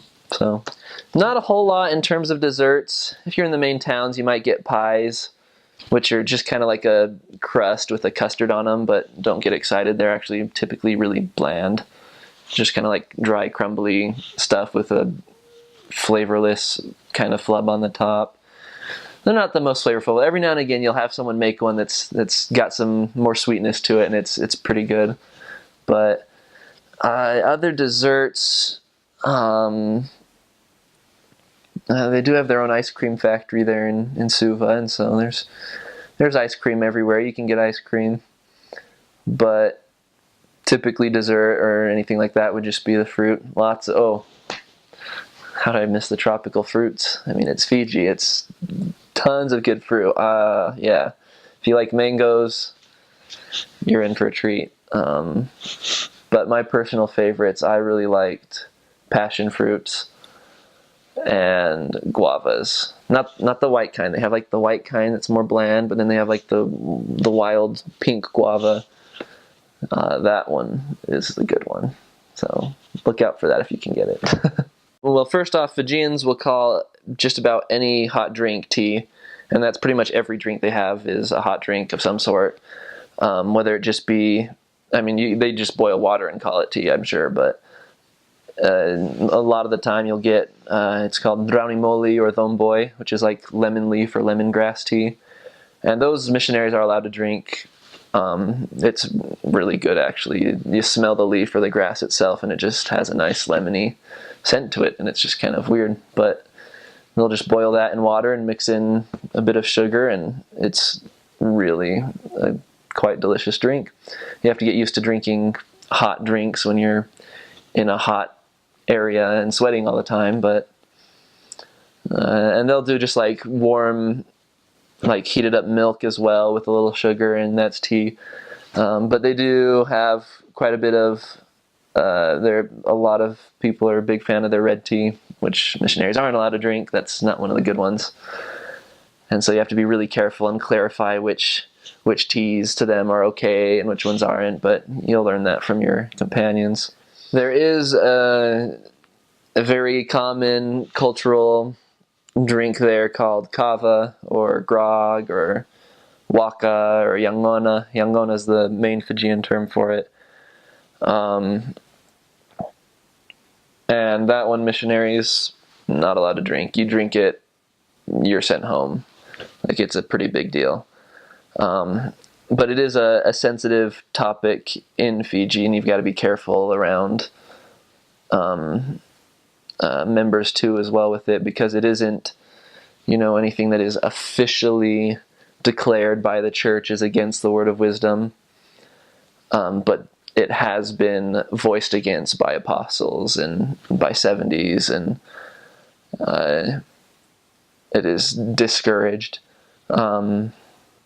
Members aren't allowed to get a temple recommend with it if it's a problem, if it's like a drinking problem that they have with it, and it can be quite a bit a problem. There will be some people who they'll just drink it every night and stay up all night drinking it, and it itself, from what I understand, tastes nasty, like dishwater, I think is one description I heard of it. But it does like numb your mouth and it relaxes you, and so it does have a drug quality to it. And they're very relaxed, laid back people, and so it's just kind of an appealing thing, I guess. But so yeah, missionaries aren't allowed to drink it. I myself liked to discourage it when I taught the lesson about the word of wisdom.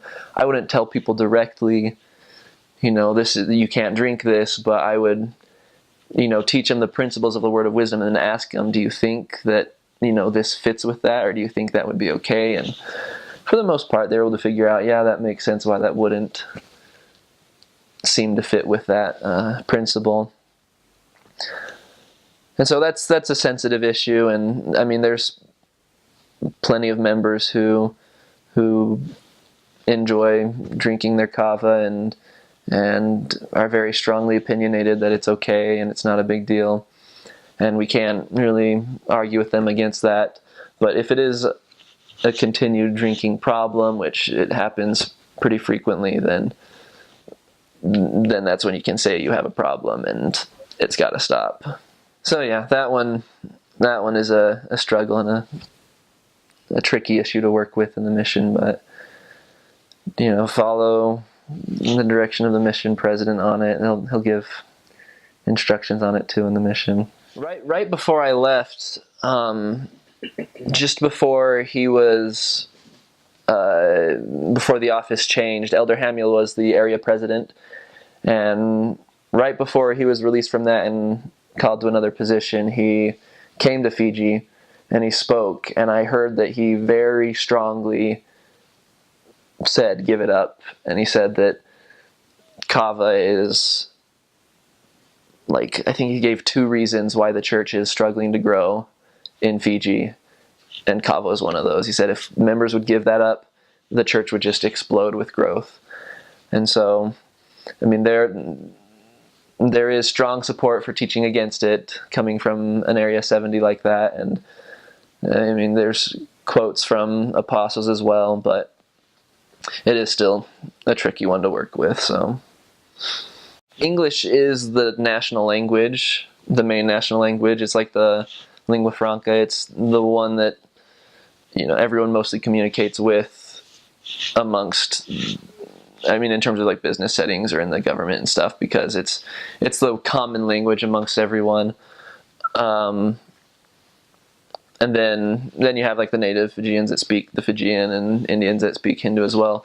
But then you also have on both ends of that scale as well, there will be a lot of Fijian people, particularly ones further out in the bush, up in the mountains or further away from main towns, that won't know English as well, and some probably not at all. And so you don't let anyone convince you don't have to learn the language. You do. And then same on the Indian side as well. There will be, particularly amongst the older generations of the Indians, they might not know English or be able to speak it too well. But for the most part, most can speak it pretty decently. They speak more of a British English, since it was the British that colonized Fiji. And so it's more similar to the English in Britain, Australia, and New Zealand. I had a lot of companions and fellow missionaries from New Zealand and Australia, where we'd have fun comparing like English differences between those, but a lot of those words weren't necessarily used commonly in Fiji. They're friendly. They'll ask questions culturally and stuff. They'll like ask questions and say things in a simple greeting and a first time meet that like would come off kind of creepy or weird in the US. I mean, you'll meet someone and just be like, "Oh, hey, how's it going?" And they're like, "Oh, good. Where are you headed?" "Oh, I'm going this way," or "I'm going to town," or "I'm going back to the village." And they're like, "Oh, okay. Where are you from?" And like just very first meeting, I mean, they're super friendly, and it's totally not weird there at all. It's perfectly fine, and I really enjoyed it once I got used to it. And so that was some of the main things. They'll ask questions, ask where you're from, where do you stay, where do you live, and well, I don't want to say where I live, but and you don't want to be too specific, but I mean, you can just say a general area, and they'll be happy with that. So, I mean, that's one of the main things, was not so much like particular words or phrases, but how conversational they'll be, or how friendly they'll be in even just a first time meeting. I came back to the US and I was like, I gotta be careful how I talk to people. I don't want to come off creepy. I miss the Fijian people so much. They're so great. I just, overall, like the greatest thing I can say about them is just their friendliness. Like, people sometimes in the U.S. will say they come to Utah and they're a little weirded out that people like smile at you or maybe wave at you if they don't know you. I came back to Utah and I was so like, I felt like kind of sad with how much that didn't happen. Like, it was just like I would wave and smile at people and just kind of get this weird look back and be like, sorry. But in Fiji, it's so friendly. It's just like you'll walk down the street and you could say hi to every single person and they just, with a smile and a wave, say hi back, and it's not weird at all. They love it. And sometimes you'll be walking and people will just say hi to you without anything, or you'll walk past homes of the Fijian people and they'll just yell to you from inside their home. You don't even see them, but they'll just yell to you and be like, "Hey, come in and have some tea," or "Come in and have some lunch," or or come just come rest for a bit. Like they'll just be super friendly, invite you in. They love having you around, and it's just it's just a blast. They're just really friendly, loving people.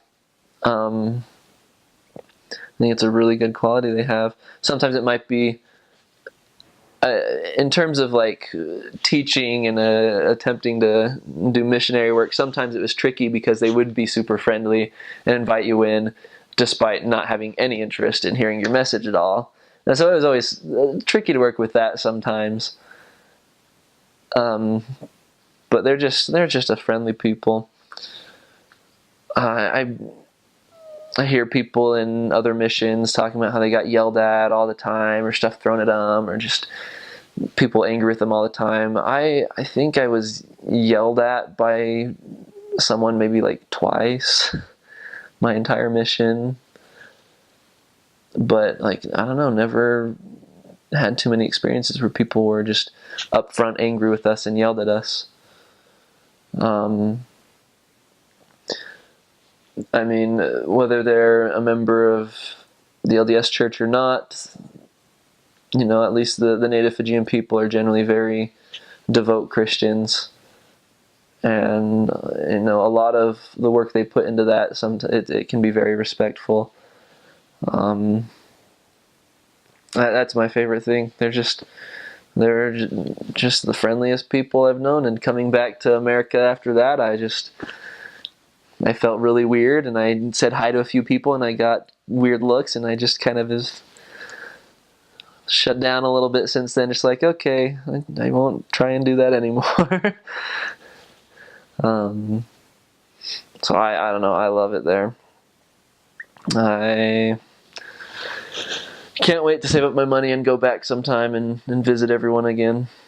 After the Indians were brought, there had been like tension between the two groups, and a lot of that has died down now. But I'd say at this point, most of the kind of they're still pretty separated, the Indians and the Fijians, and I'd say mostly because of the comfortable language barriers there. I mean, they prefer speaking their native tongue, and English they'll use when they need to and stuff, but they typically like to stick with their own groups. So you'll generally find areas that are clustered homes of Indian people, and then areas of more Fijian people. But I'd say more commonly you find Indian people in the main town areas, and amongst or around more farming areas, like larger, more commercial type farm areas like the sugar cane or those kinds of things. A lot of the Indian people, since they were initially brought to be farmers, a lot of them have stuck with that within their families. And so you'll find that a lot. Fijian people, there's still plenty of native Fijian people in the town areas as well, but outside of towns, they're more typically found in villages. And those are specific areas, like government protected areas, where it's just small, compact groups of people, and each village will have its chief and the leaders in the village, and so that's where you find them. And you can find them in clustered, more populated areas too. As far out in the bush and the jungle as you can get, you'll find little villages of people. And so that's mostly how that works, I believe. The Hindu religion has put its imprint on the land. There's Hindu temples scattered around, and you'll see lots of stores and places where you'll see Hindu shrines, and lots of those all over the place. As far as the shrines goes, you can look at them, but never take pictures of them, or keep a little bit of distance from them to be respectful. But so they have their imprint there.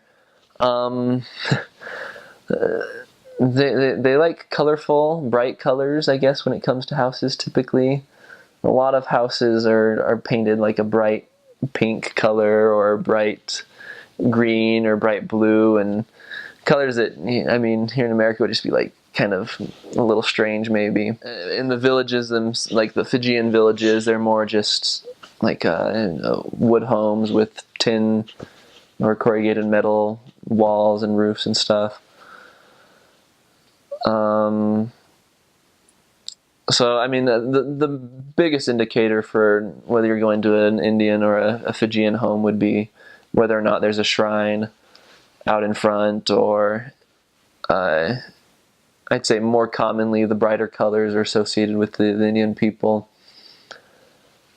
And the ones that are very strong Hindu, they'll commonly have a little pink triangle flag flying above their house. I don't exactly know what it means or represents, but it's some sort of Hindu religious thing.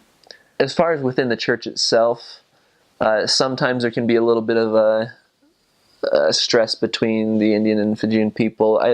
Again, mostly because of the language thing. They have English wards and Fijian wards, but as far as I know, there's no Hindi wards that speak Hindi only, and so the Indian members will all go to the English ward, and there's still, it would generally be about mixed, I'd say half or so, Indian and Fijians in the English ward.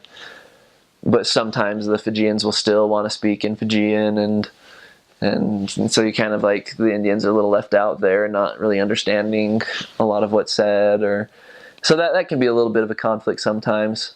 But I've seen a couple wards that were really good and understanding when, say, one couldn't really speak another language or speak English well, and so they would only speak in Fijian or only in Hindi. And initially I was always upset. I'd always be like, no, just speak in English. But that ward was really good in understanding and really a happy, friendly family type of a ward. But there were some other wards that, you know, they would get, some members would get a little frustrated with that. Some other things that were kind of tricky is if you're in an area that only had a Fijian branch or unit, but there was still a large Indian population there. And because leaders would only speak Fijian and most of the members were Fijian, they would only speak Fijian, and that kind of made the Indian members go less active or kind of stop coming just because they could never understand it. So that's another tricky thing to work with, is trying to help people, you know, enjoy church and be able to understand and get the most that they can out of it, and help people understand that even if you can't always understand what's said, it still can be a good experience. It's a beautiful language. A simple hello is Bula Vinaka, or even just Bula, which technically means like hello and life and health. And when you say Bula Vinaka, it's like hello, good health to you, sort of thing. So yeah, Bula Vinaka sa Valavatiko would be how are you. I could say Naivangu, I guess now Naivangu Daniel, but in the mission field you'd say Naivangu Elder Hancock. That's, my name is Elder Hancock or Daniel or whatever your name is. If in a door approach you could say, you know, Bula Vinaka, Kerauna Andau Kolotu, Manalotu Jisu Karisto Nialando Donu Ndaindai. That's, we're missionaries from the Church of Jesus Christ of Latter-day Saints. It's really a fun, beautiful language. There's a bit of word of caution. There is dialects throughout Fiji, and so some areas you might go to and it'll be a little different than what you learned in the MTC, and so it might be a little tricky to pick up on those little changes here and there, but overall they're not too bad. You can, once you learn what a couple of the main changes are in those areas, then you can understand pretty well.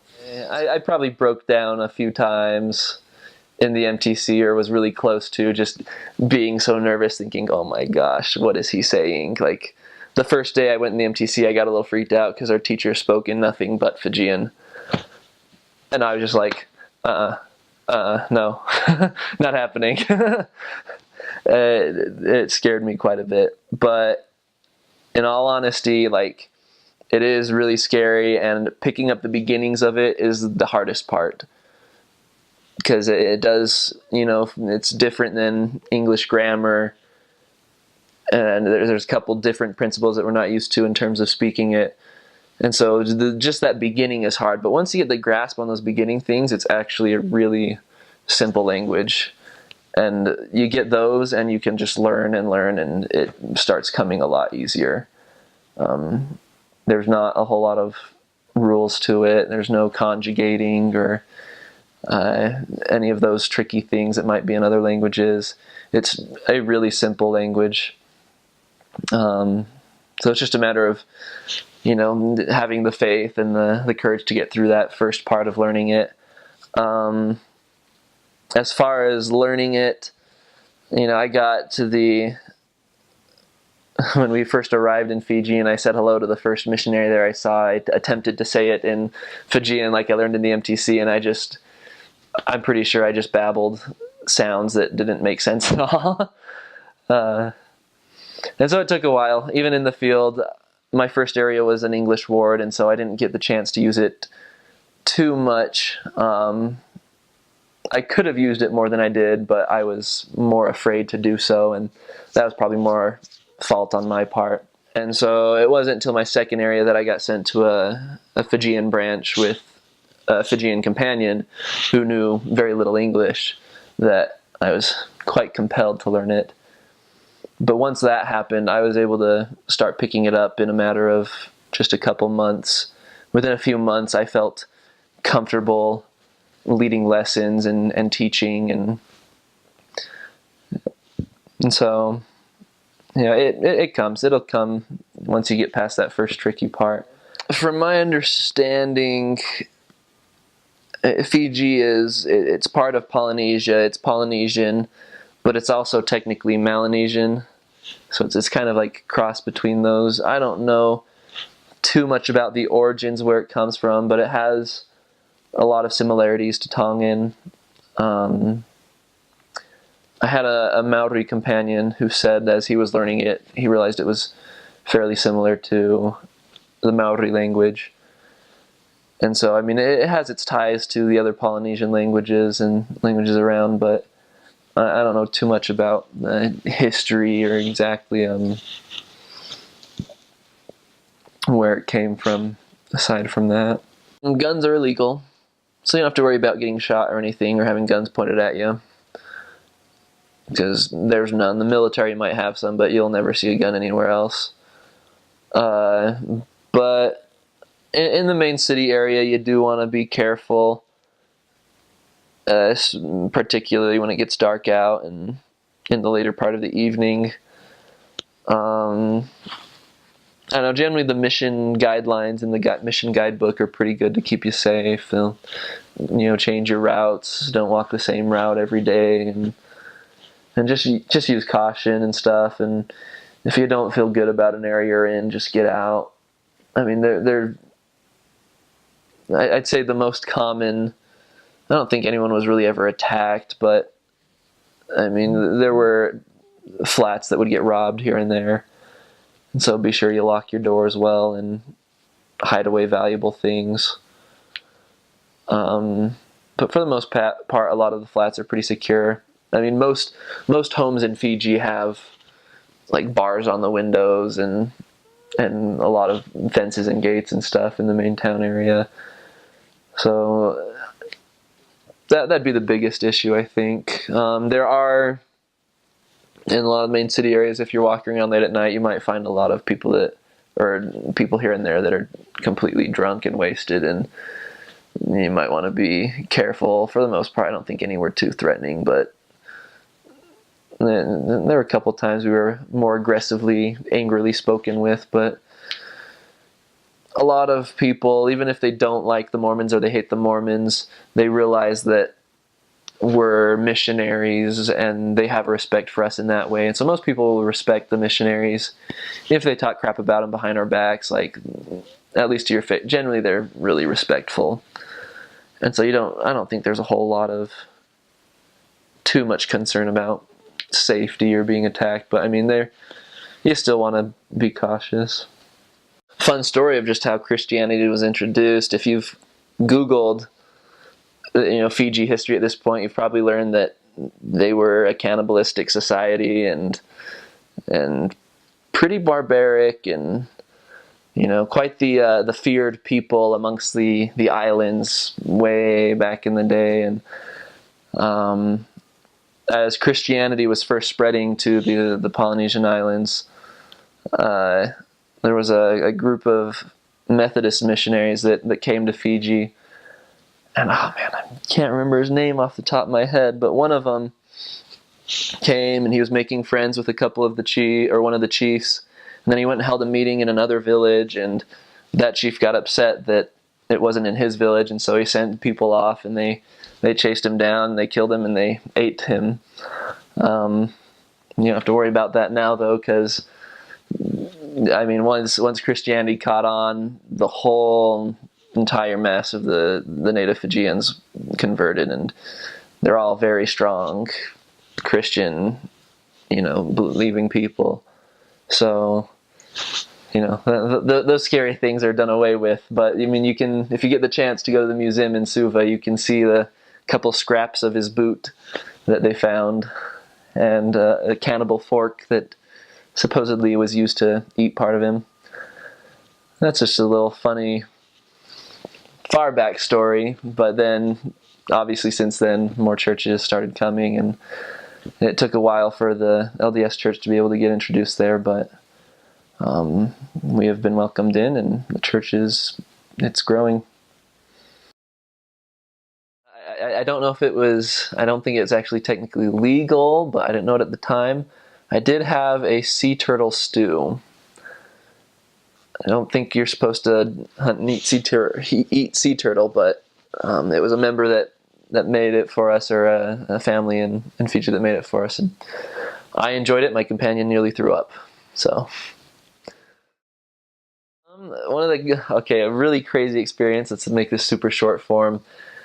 We had a crazy lady appear at our flat in the middle of the night about 3 a.m. and she was tapping at our window and saying, "Get out of my house. This is not a blessing, this is a curse upon this house," and kind of saying weird stuff. And she started spinning around in circles and was just kind of going crazy. And then finally, we just kind of laid there still, hoping she'd go away, pretending we were not awake. And then she finally left, and we got up and we looked outside, and we went and looked down off of our little porch balcony thing there down on the driveway, and she was looking back up at us. We were just like, so I tried talking to her in English, and she didn't say anything, so I tried in Fijian. I was like, "Can we help you?" And she was like, "This is my house. You guys are evil, and you killed my family, and they're buried down here, and I'm an assassin from the CIA, and if you need to get out of this house or else." And eventually, I don't remember what we said, but she eventually turned and walked away. That was a weird, strange night. One of my favorite experiences was a single mother with some children that we found and we were teaching. And the change that she had, at first she was kind of opposed to us because we mentioned that God and Jesus are two separate beings, and she was opposed to that and believed in the Trinity. But as we taught her, she was really touched by the Spirit, and she was able to make a lot of changes in her life. And right before she got baptized with her 2 sons that were old enough, she just opened up one evening telling us all about how she went through a really dark, low phase where she was contemplating suicide and taking her children's life with her own.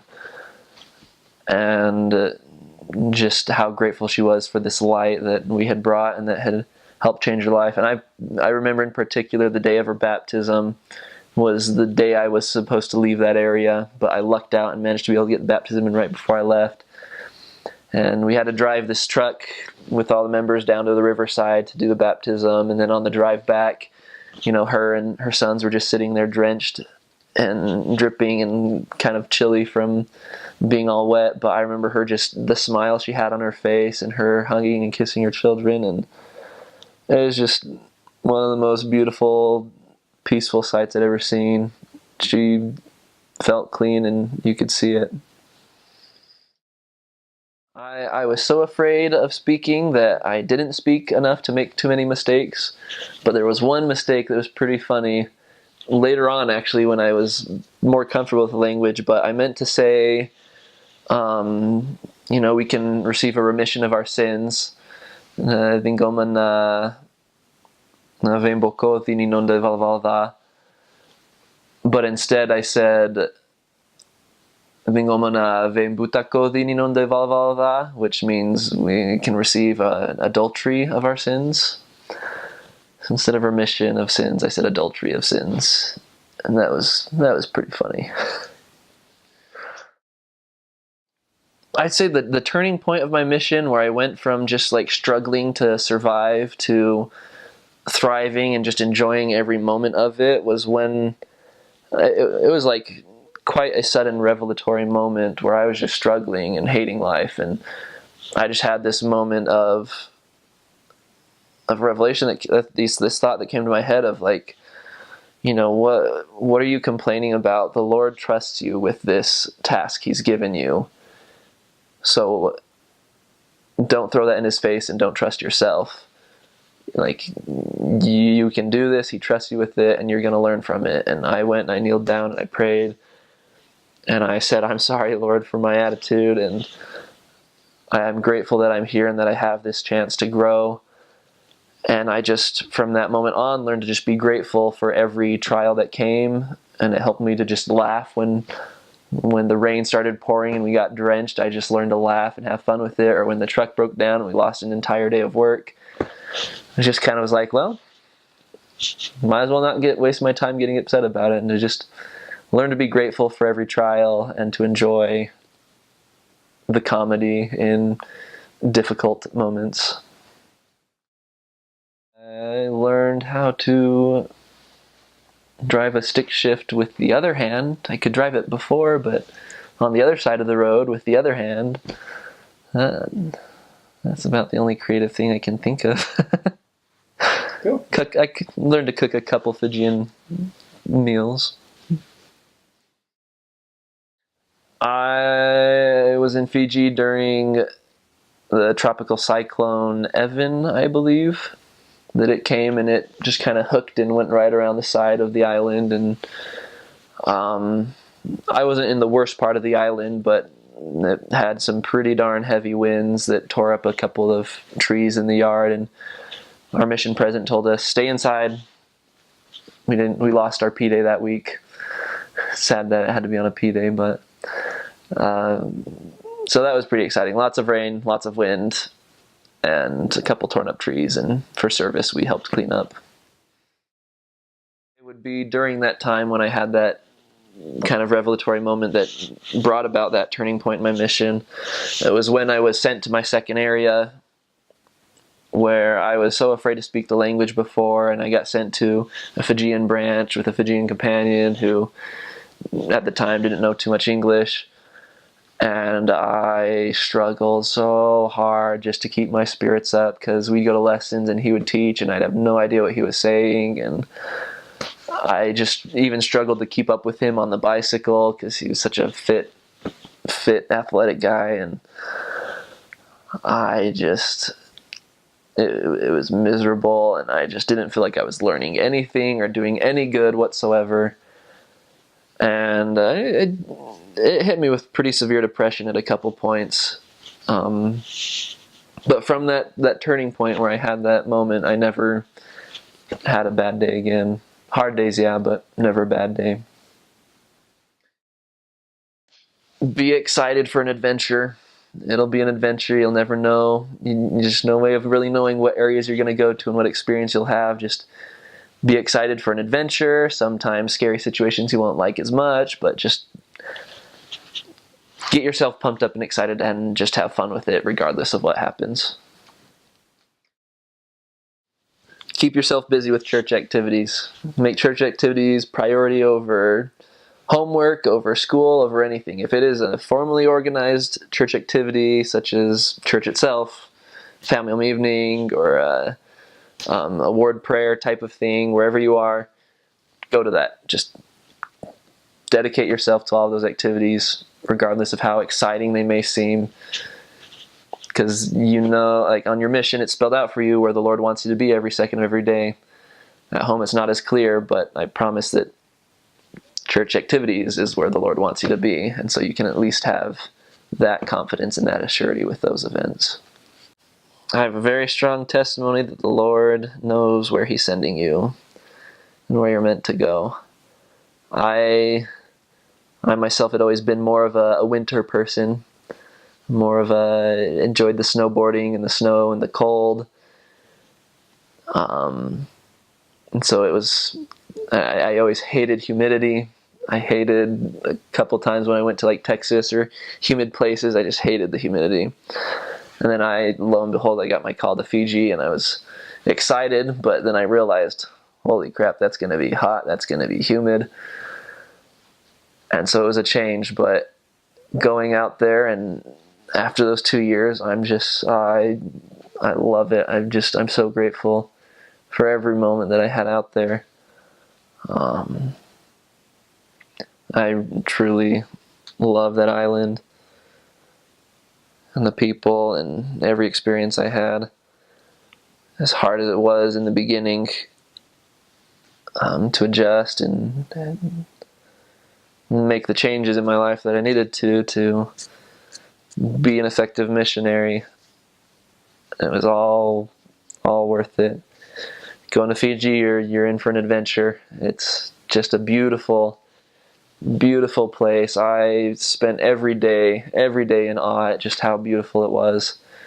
Everything from the people to the clouds in the sky and the sunsets and the landscape itself. It's just incredible. I'm excited for you to be able to serve there. I know that whether it seems just right or whether it seems like you got the wrong call, it's the right one. And you'll find that throughout your mission, you're going to meet people that you're going to love. And as hard as it was for me to say goodbye to my family, to leave on my mission, leaving the people there in Fiji to come home was far worse. It was far more difficult to do. I don't know how many of them I'll be able to see again, at least in this life, but I grew a deep love for them, and I'm so very grateful for all the people who the Lord allowed me to be able to teach and to help and to bring the joy of the gospel to them. So get yourself excited for an adventure and be prepared to laugh at difficult circumstances and just have fun with it. I know you'll do great. I know that the church will continue to grow there. And I say this in the name of Jesus Christ. Amen.